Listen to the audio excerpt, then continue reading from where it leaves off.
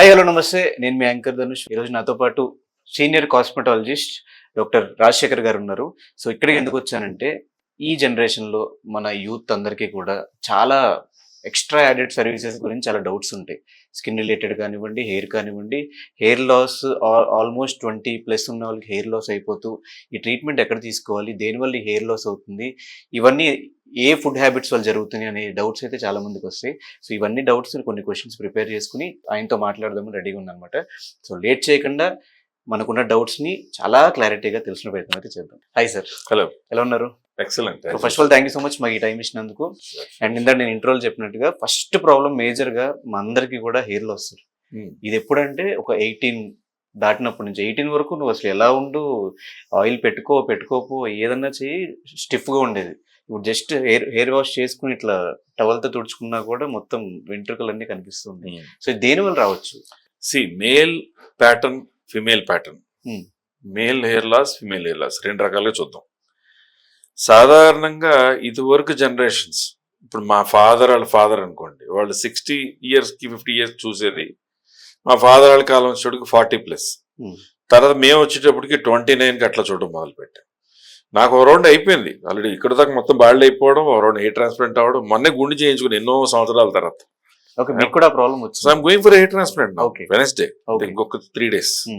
So ఆ మిగతా areas కూడా చేసేసుకుందాం. మన టీమే, నాకు వేరే దేశాల నుంచి వచ్చే పేషెంట్లకు మా టీం మేము చేస్తుంటాం.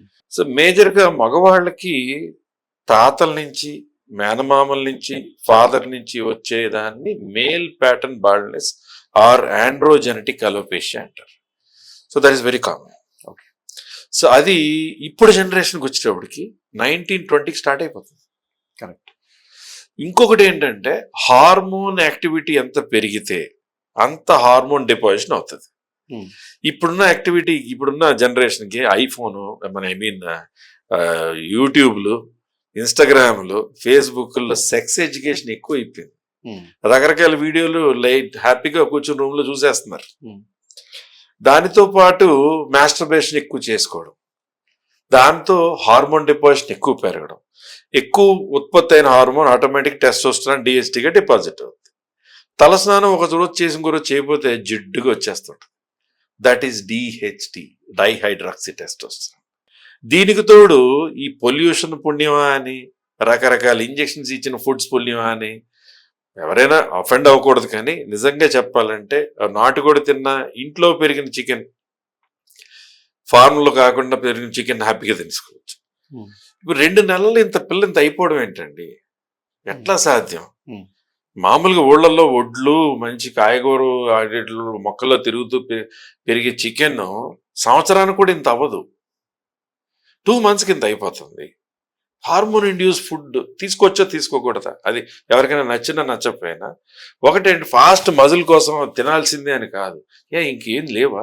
వేరే ప్రోటీన్ లేదా? ప్లాంట్ ప్రోటీను, శనగలు, బఠానీలు, ఎగ్ వైట్స్, పప్పులు, రకరకాలు లేవా? అవి తీసుకోరు. ఎంతసేపు చికెన్ చికెన్ చికెన్ చికెన్.